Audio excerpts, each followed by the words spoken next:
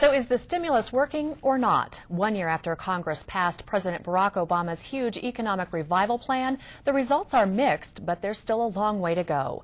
A strong proponent of the stimulus plan, Congressman Ed Perlmutter, sat down with us this week and talked specifically about how Aurorans can and will continue to see that stimulus money put to work here. Congressman, here we are just a little more than 1 year from the signing of that stimulus bill that left so many states and local governments hopeful and optimistic about surviving the nation's economic downturn. What does the big picture look like in your opinion? Big picture is the picture's not finished yet, and there have been some successes, some places where we just haven't seen the impact that we had hoped for. But in this area, in Aurora, we've seen many grants to the Anschutz, to the medical campus over at the university. We see a success at the intersection of Colfax and Interstate 225, where there is a lot of construction going on right now.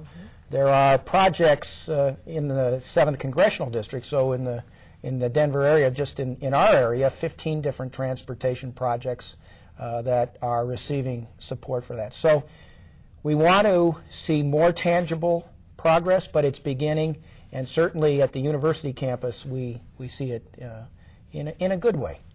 Thousands of road and bridge projects broke ground with this stimulus money, and one important project that you mentioned was the I-225 and East Colfax interchange. Talk about that project in relationship to the Anschutz Medical Campus, because it is huge. It's a very important project because as the campus has continued to grow, add doctors, add patients, add students, the Children's Hospital, the University Hospital, and now the VA Hospital, which they've done demolition and they're starting to do, the heavy design work there.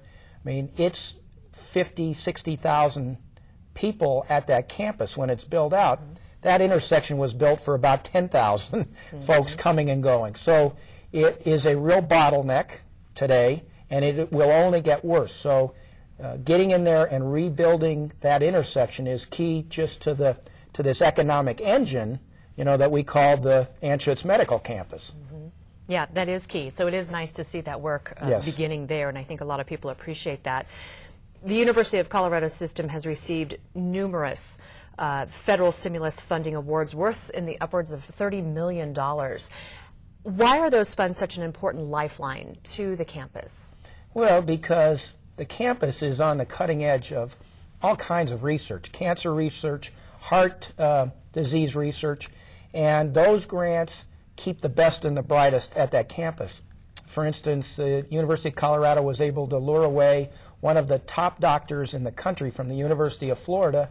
This gentleman is really knowledgeable in the effects of sugar on the body, both short-term and long-term. He's written a new book called Sugar Buzz. You get the best, the brightest talent, which then makes that campus a place where we want to have the best medical students. We get the best kinds of medical care for our people. So those grants are very valuable to that campus. Definitely a lifeline. Congressman Perlmutter, thank you so much for your time today. I really appreciate it. Jackie, it's always fun to be here.